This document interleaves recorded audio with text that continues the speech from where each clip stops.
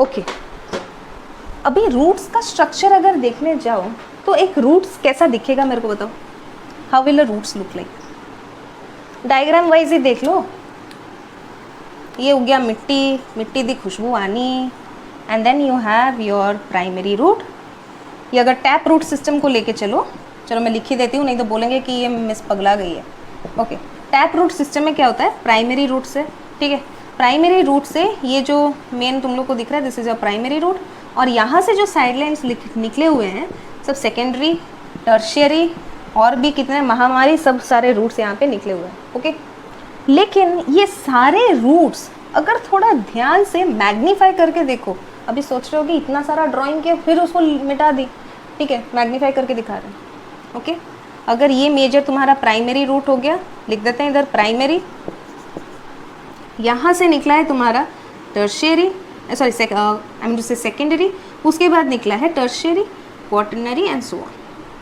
अगर इनमें से एक जगह को सिर्फ इसको मैंने अगर मैग्नीफाई किया, इफ़ आई मैग्नीफाई इट, तो मेरे को इसका स्ट्रक्चर कैसे मिलेगा पता है?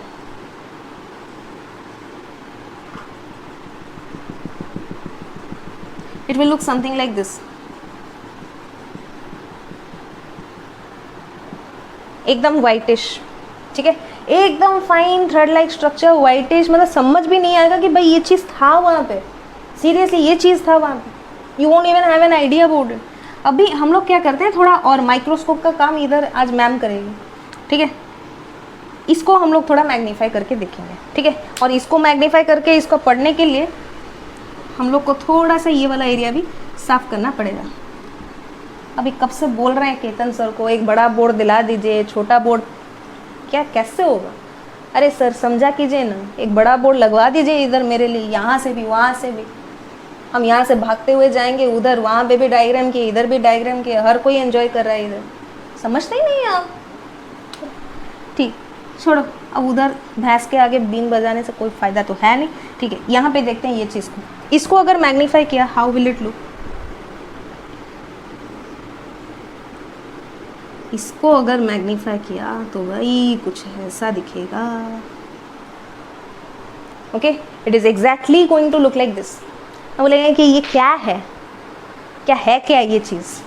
एक्चुअली ये भी एक प्लांट सेल है और ये जो है ये भी एक प्लांट सेल है, नथिंग डिफरेंट।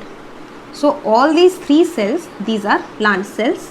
और ये जो पर्टिकुलरली देख रहे हो डायग्राम, ये है रूट हेयर्स का डायग्राम, मैग्नीफाइड व्यू। तो तुम्हारे क्वाटरनरी ब्रांचेस से the extremely fine thread like structures, उसको हम लोग बोलते हैं रूट हेयर्स। ये रूट हेयर्स को जब हम लोग ने यहाँ पे मैग्नीफाई किया तो यहाँ पे मेरे को क्या मिला एग्जैक्टली, ध्यान से देख के बताओ। यहाँ पे मेरे को, यहाँ पे भी एक प्लांट सेल है, यहाँ पे एक वैक्यूल है, यहाँ पे भी एक न्यूक्लियस है और यहाँ पे भी वैक्यूल है, दिख रहा है? Okay, so you have a vacuole over here too. थोड़ा शेडिंग वेडिंग कर देते हैं, थोड़ा इजी होगा तुम्हें। ओके, हो गया? संतुष्ट? जय हो।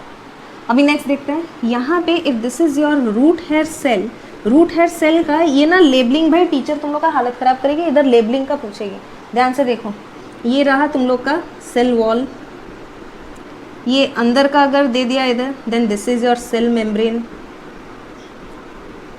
नेक्स्ट ये है तुम लोग का वैक्यूल और ये बेचारा पिद्दी सा न्यूक्लियस, धक्का मार के उसको निकाल दिया, साइडलाइन कर दिया बेचारे को, ठीक है। ये जनरली ना जब घर में बच्चे पैदा होते हैं, ये सारे पापाओं का हालत यही होता है बेड पे, अपने एक्सपीरियंस से बोल रहे हैं ना। ये मम्मी लोग जो है ना, ये सब अपने बच्चों को, आ जा मेरे बच्चे लोग इधर मेरे पास सो जाओ, और बेचारा पापा साइडलाइन हो जाएगा उधर कोने में, और लास्ट में वो बिस्तर से ही will be thrown out. Anyways, आ जाते हैं इधर। तो ये जो लेबलिंग है ना, ये लेबलिंग बहुत इंपॉर्टेंट है। अभी थोड़ी देर पहले वैक्यूल में क्या पढ़े थे? वैक्यूल में जो सेल सैप है, वो सेल सैप का कंसंट्रेशन बहुत ही ज़्यादा है। Okay, it is extremely concentrated और हाईली कंसंट्रेटेड। ये हाईली कंसंट्रेटेड के होने के वजह से क्या होता है, it has the capacity of absorbing water, ठीक है। अभी क्वेश्चन आएगा कि यहाँ पे इसका कंसंट्रेशन हाई हो गया तो फिर ये पानी एब्जॉर्ब क्यों करेगा, कहाँ से एब्जॉर्ब करेगा? अरे भाई ये रूट हेयर सेल है, रूट हेयर सेल यहाँ पे सब क्या है, यहाँ पे सब सॉइल पार्टिकल्स हैं, और यहाँ पे अगर सॉइल पार्टिकल्स हैं then around all these soil particles you have a film of water. There is a film of water which surrounds the soil particles. और ऐसे water को हम लोग क्या बोलते हैं? The layer of water which surrounds this soil particles, that is called your capillary water. तो ये जो कैपिलरी वाटर है प्लस आसपास में जो रिजर्वॉयर वाटर थोड़ा मास में भी अगर होगा तो ये सब को just because of this highly concentrated cell sap of the vacuole it starts absorbing the water. तो यहाँ पे क्या लिख सकते हैं? highly concentrated cell sap in vacuole causes absorption of water from soil. अच्छा, ये एक रीज़न है, और एक रीज़न है that is your cell wall. ये जो सेल वॉल है ना, ये cell wall it is actually made up of, अगर साइटोलॉजी के वीडियोस में भी जाके देखोगे, cell wall is actually made up of your cellulose. In plant cells the cell wall is made up of cellulose and this cellulose is actually a hydrophilic substance. Hydrophilic substance का मतलब क्या है अभी बताओ? हाइड्रोफिलिक सब्सटेंस का मतलब ये है दैट इट अट्रैक्ट्स वाटर. इसको पानी से प्यार है, simple. It loves water, I love water. ठीक है, so cellulose loves water. So because of this reason, इसी वजह से ये क्या करता है, जितना भी पानी आसपास में हो ना, ये सब अपने आप खींच लेता है अपने पास. Okay, it allows the water to easily get into it and that is the reason why. इसी वजह से हम लोग एक टर्म भी यूज़ करते हैं सेल वॉल के लिए, that it is cell wall is freely permeable to water. यही रीज़न है, it is freely permeable to water. क्यों भाई? Because made up of cellulose. हाँ ठीक है, सेलुलोज से अगर बना है तो फिर तो क्या, अभी भाई सेलुलोज से बना है, cellulose is hydrophilic. That's why it allows imbibition of water. Imbibition of water यानी कि वाटर सारा इजीली पास होके चला गया इधर. मतलब यहाँ पे 2 तीर से 1 निशाना बोल सकते हो. जनरली क्या होता है, 1 तीर से 2 निशाना होता है, यहाँ पे 2 तीर एक ही निशाने पे लगाए गए. ठीक है, ये तो बाहुबली का सीन हो गया भाई. एक संग वो 2 का ट्राई कर रही थी, ये तो 3 का 3 तीर यहाँ पे छोड़ दिया. Anyways let's not move over there. तो यहाँ पे this is the benefit of this thing. क्या, पहले तो इसका जो वैक्यूल है, सेल सैप हाईली कंसंट्रेटेड है, absorbs the water, capillary water. Simultaneously cell wall is made up of hydrophilic cellulose which again attracts all the water which is present. इसके वजह से फ़ायदा क्या है? अभी ये जो केतन सर है ना, ये हरदम बोलेंगे कुछ भी हो जाएगा ना, इसमें फ़ायदा क्या है? अभी देखते हैं फ़ायदा क्या है इसमें. हर चीज़ में फ़ायदा चाहिए उनको. भाई तुम लोग को भी चाहिए, तुम लोग भी वैसे ही हो. कौन सा डिफरेंट हो तुम लोग? फ़ायदा चाहिए. ये रूट हेयर सेल में इतना बड़ा बड़ा लंबा लंबा रूट हेयर सेल से इससे फ़ायदा क्या होगा? Increases the rate of absorption of water,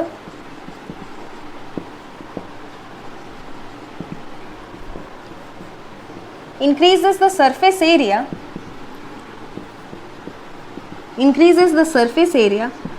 for absorption of water. ये 2 एडवांटेज हैं इसके. ठीक है, increases the rate of absorption of water. कैसे? because it increases the surface area of absorption of water. अभी क्वेश्चन अगर आया कि how it increases the surface area of absorption of water, वो चीज़ भी चलो दिखा देते हैं, समझा देते हैं कि ये चीज़ कैसे होता है. how does it increase the surface area for absorption of water? मान लो ये एक स्टैम्प है. ठीक है, ये स्टैम्प को मैंने डिप किया एक पेंट के बॉक्स में या फिर पेंट के कंटेनर में. इसका पेंट का लेवल यहाँ तक है. ठीक है, उसमें टच हुआ, ऐसे जस्ट टच हुआ. कितना सरफेस, ये वाला सरफेस अगर हम लोग देखें तो इसका कितना सरफेस यहाँ पे पेंट से ढक गया बेचारे का. होली खेल दिया बेचारा, सिर्फ यही वाला सरफेस। यस, और ये सरफेस का एरिया क्या है, ये स्क्वायरिश है, तो side into side, side into side. लेकिन वहीं पे सोचो अगर कुछ ऐसा होता,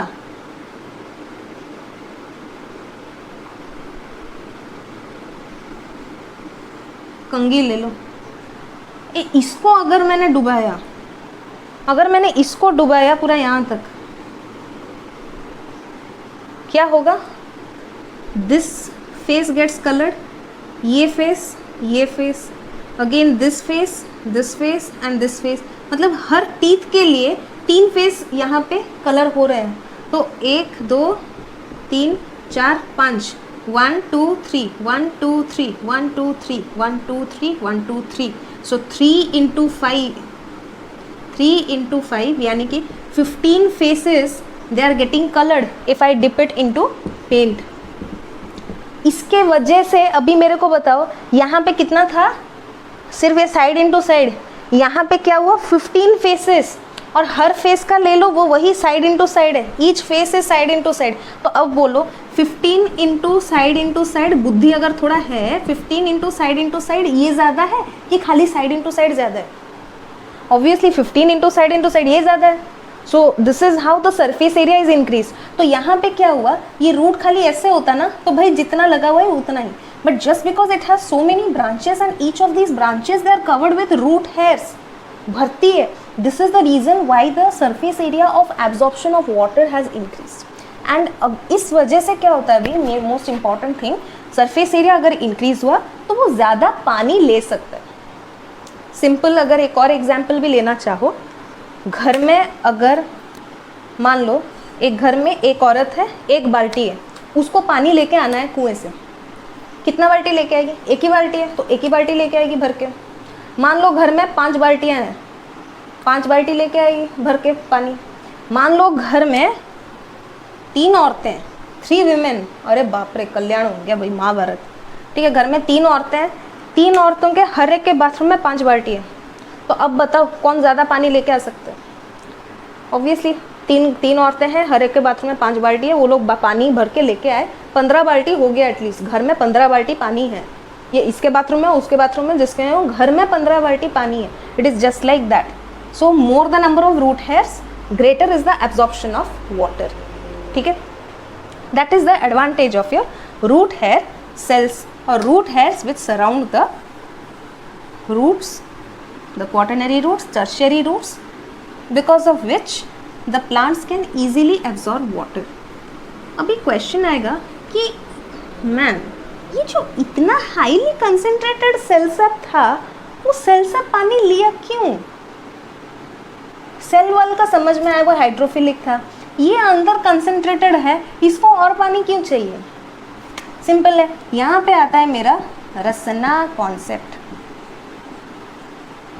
रसना बड़ा फेमस चीज़ है, हम लोग पानी में घोल के बहुत पीते थे। ठीक है, अभी तो पता नहीं तुम लोग क्या क्या पीते हो, थम्स अप पीते हो, वो जो लीची का पेपर बोर्ड का आता है इतना सारा चीज़ वो पीते हो, मिरिंडा पीते हो, पता नहीं क्या क्या पीते हो। हम लोग तो भाई अपना बचपन का प्यार, चाइल्डहुड लव, रसना से हम लोग खुश थे। ठीक है, तो अभी ये जो रसना चीज़ है, रसना कॉन्सेप्ट क्या है? मान लो मम्मी एक ग्लास में तुम लोग को रसना बना के दी, तुम लोग को बोल, तुम लोग लालची हो, बोले कि एक और चाहिए, खुद बना लो, और ख़ास करके मम्मी मेरे जैसे है, बड़ा खुद बना ले, मेरे लिए भी बना दे 3 गिलास। ठीक है, तो अभी बच्चा क्या क्या बेचारा, वो क्या क्या एक जग में बनाने लगा रसना। ठीक है, पानी भरा इतना, अब रसना थोड़ा ज़्यादा डाल दिया। अब ये रसना को जब उसने टेस्ट किया, रसना इज़ ग्रेटर, रसना का कंसंट्रेशन ज़्यादा है, if concentration of Rasna is more, अब टेस्ट कैसा आएगा सोच लो, वहाँ पे कड़वा आ सकता है, एकदम अजीब सा आ सकता है। तो इसलिए बच्चे ने क्या किया, रसना ज़्यादा हो गया, चीनी भी ज़्यादा हो गया, तो बेचारा क्या किया, वहाँ पे संग संग उसको बैलेंस करने के लिए पानी थोड़ा और मिलाया, so that the flavour gets balanced. The flavour gets balance, the concentration of Rasna becomes appropriate, जिससे कि टेस्ट अच्छा है। तो हम लोग को यहाँ पे टेस्ट से मतलब है, और टेस्ट कैसे आएगा, how is taste going to come? एक प्रॉपर, या फिर टेस्ट अगर परफेक्ट होना हो तो फिर it has to be of proper concentration या फिर बोल सकते हो परफेक्ट कंसेंट्रेशन का होना चाहिए। हर चीज़, कोई भी खाने का चीज़ ले लो, दाल मखनी, पाव भाजी, रसना ले लो, चाय ले लो, कॉफ़ी ले लो, भाई कुछ भी ले लो, पानी को छोड़ के कुछ भी ले लो, अगर परफेक्ट कंसेंट्रेशन में नहीं हो टेस्ट नहीं आएगा। ऐसा पानी को कैसे छोड़ दिया? पानी में अगर मान लो सॉल्ट ज़्यादा है तो वो तो खारा पानी हो गया। सोच लो, हर चीज़ का अगर टेस्ट परफेक्ट लाना है, you require a perfect concentration of each and every ingredient which is present inside. तो रसना को भी अगर परफेक्ट टेस्ट बनाना है, you have to be careful about the perfect concentration of Rasna powder, water and the sugar. तीनों के perfect मिल से test अच्छा बने। तो अभी यहाँ पे यही चीज़ हम लोग का कैसे अप्लाई होगा सेल के अंदर, वैक्यूल के अंदर, वो हम लोग देखते हैं। ठीक है, अभी हरदम से एक प्लांट सेल को हो गया या फिर कोई भी सेल को हो गया जहाँ पे वैक्यूल बड़ा है, दे ऑलवेज वांट कि ये जो सेल सैप है ना, इसका कंसेंट्रेशन हरदम मेंटेन्ड रहे। Concentration should be balanced with surrounding. अच्छा, तो यहाँ पे मेरे को ध्यान से देख के बताओ कितना तो कंसेंट्रेशन के बारे में बताया गया है। एक हो गया सेल सैप का कंसेंट्रेशन और एक हो गया सराउंडिंग कंसेंट्रेशन। और जहाँ पे ताली हो वहाँ पे दो हाथ होता ही है। ठीक है, सेल सैप का कंसेंट्रेशन भी है, यहाँ पे सराउंडिंग कंसेंट्रेशन भी है। So what is the exact thing जिसके लिए इतना केयर एंड इतना ड्रामा हो रहा है, इतना केयर लिया जा रहा है, इतना कंसर्न है? क्या चीज़ है वो? So if you have to maintain that care and concern about कि भाई सेल सैप का कंसेंट्रेशन भी ठीक रहे, सराउंडिंग का कंसेंट्रेशन भी ठीक रहे, तो उसके लिए हम लोग कौन सा फैक्टर को देखेंगे? Which factor are we going to be talking about when we are studying about cell sap concentration with respect to surrounding concentration? We are talking about relative concentration. Relative concentration of what? क्या चीज़ का relation भाई? Cell sap का और बाहर वाले का। ठीक है, सेल सैप का कंसेंट्रेशन एंड सराउंडिंग कंसेंट्रेशन का जब रिलेशन स्टडी कर रहे हो, then it comes as relative concentration. You are relating both. And वो रिलेटिव कंसेंट्रेशन को स्टडी करने के लिए जो पैरामीटर हम लोग स्टडी करेंगे, that is called your tonicity. That is called your tonicity. ठीक है, so tonicity actually refers to the relative concentration. Simple terms में समझो ना, refers to the relative concentration of the solution of the cell sap या फिर concentration of the cell sap to the surrounding. When you are studying tonicity with respect of a particular cell with respect to the surrounding, this is something which you need to understand. Relative concentration of the cell sap with the surrounding concentration. खत्म, इतना समझ लो। इसका concentration बाहर वाले के हिसाब से कैसा होगा। Now, मान लो कि अगर वैक्यूल का जो सेल सैप है और यहाँ पे हम लोग लिख देते हैं सराउंडिंग। मान लो कि सेल सैप में तुम्हारा यहाँ पे रसना ज़्यादा है, बहुत सारे सल्यूट्स हैं, बहुत सारे मिनरल्स हैं, रसना ज़्यादा है, तो वहाँ पे उसको हम लोग क्या बोलेंगे? We will call it highly concentrated. If cell sap is highly concentrated than the surrounding less concentrated, तो उसको हम लोग क्या बोलेंगे? We will call it the hypertonic solution. किसको? Cell sap will be called hypertonic because it is highly concentrated with respect to the surrounding solution या फिर respect to surrounding environment. लेकिन मान लो अगर ऐसा हुआ that cell sap is less concentrated with respect to the surrounding, माने highly concentrated, तो फिर सेल सैप को क्या बोलेंगे हम लोग? हाइपोटोनिक।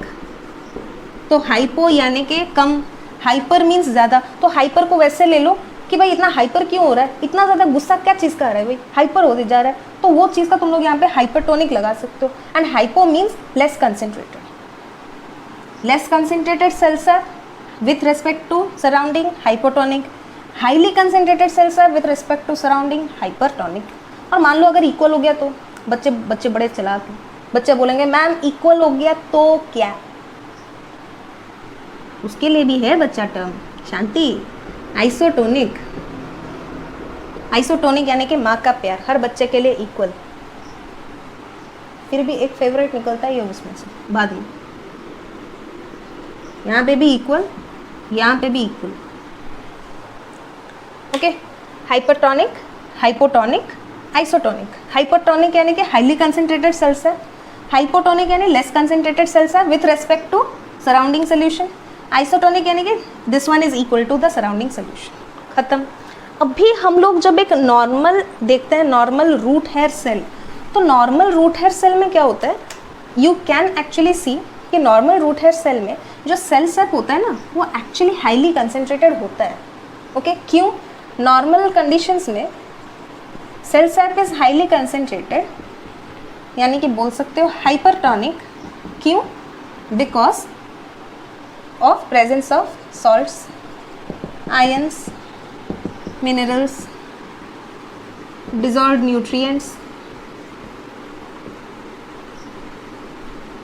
Water etcetera. तो उन लोग को हरदम चाहिए that the concentration should be balanced. उन लोग को चाहिए that concentration has to be balanced. अगर कंसेंट्रेशन बैलेंस मेंटेन करना है तो वही पानी भी उसको परफेक्ट बनाने के लिए उतना ही पानी चाहिए। अगर मान लो ये हाइपरटोनिक है तो उसको अगर कंसेंट्रेशन बैलेंस करना होगा तो वो क्या करेगा? It will start taking in water. ठीक है, अगर एक जगह में उसका हाई कंसेंट्रेशन है, मीन्स रसना ज़्यादा है, ये रसना तो हो ही गया भाई, ये रसना है। अगर सेल सेप हाइपरटोनिक है, it will start absorbing water, it will start absorbing water. मान लो यही सेल को हम लोग एक ऐसे सराउंडिंग में रखते हैं जहाँ पे उसका कंसेंट्रेशन, सराउंडिंग सॉइल का कंसेंट्रेशन हाई हो। कैसे? अभी तुम लोग का क्वेश्चन आएगा कि भाई ये चीज़ समझ में आया, इसके अंदर सॉल्ट ज़्यादा था, ये चीज़ कैसे होगा? That this will be highly concentrate. भाई हाईली कंसेंट्रेटेड के लिए फर्टिलाइज़र ऐड कर दो फर्टिलाइज़र, उसके बाद देखो कमाल। उसमें क्या होता है, यहाँ पे this is less concentrated then this, अभी क्या होगा? It will release the water. If cell sap is hypotonic with respect to the surrounding environment, कैसे किया जाए? मान लो फर्टिलाइजर ऐड कर दिया तो वहाँ पे वाटर और the cell sap is going to move out of the cell. अब उस कंडीशन को क्या कहते हैं वो सब हम लोग फर्दर डिटेल में देखेंगे थोड़े देर बाद। ठीक है, और मान लो अगर आइसोटोनिक है, इसमें जो है वही चीज़ बाहर में है, हम लोगों ने बनाया वैसा एक चीज़, प्लांट सेल को वैसे ही रखें, तब क्या होगा? तो उस कंडीशन में क्या होता है, उसको हम लोग बोलेंगे isotonic, means no movement of water molecules. Okay, तो वाटर मॉलिक्यूल का मूवमेंट कब बंद होगा? Only when both are isotonic. अगर मेरे को ये बोलना है कि water molecules have to move from cell sap और plant cell to the surrounding, only happening when you add fertilizer, that is you make the cell sap hypotonic। अगर मेरे को बोला गया कि भाई नॉर्मल कंडीशन है, सेल सैप हाइपरटोनिक है, इट स्टार्ट्स एब्जॉर्बिंग वाटर, खत्म। सराउंडिंग से वाटर आएगा इधर अंदर और वो अपना पेट फुला के बाकी सारे सेल्स में भी ट्रांसफर करेगा। So this is the exact mechanism of the concept of absorption of water. तो प्लांट्स अगर एब्जॉर्ब कर रहे हैं water, it is because of this reason. ये वो मेन रीज़न है, ये मेन कांड करने वाला है इधर, the plant cell and the vacuole, सब कुछ इसके वजह से हो रहा है। तो I hope through this you have got a fair idea regarding tonicity, you got a fair idea about your plant cell, you got to know about कि कैसे हम लोग का रसना कॉन्सेप्ट अप्लाई होता है इसमें, hypertonic, hypotonic, isotonic, root hairs क्यों होते हैं, रूट हेयर्स का स्ट्रक्चर कैसा होता है, उसका सिग्निफिकेंस क्या है, everything comes under all this thing. तो I just hope if you have any kind of queries, any kind of doubts, you can feel free and without any hesitation you can ask. ये बहुत important है, without any hesitation you can ask, your queries will be answered, no doubt. Okay, तो next चलते हैं हम लोग। Hi mamma, mamma is calling. Yes mamma बोलो।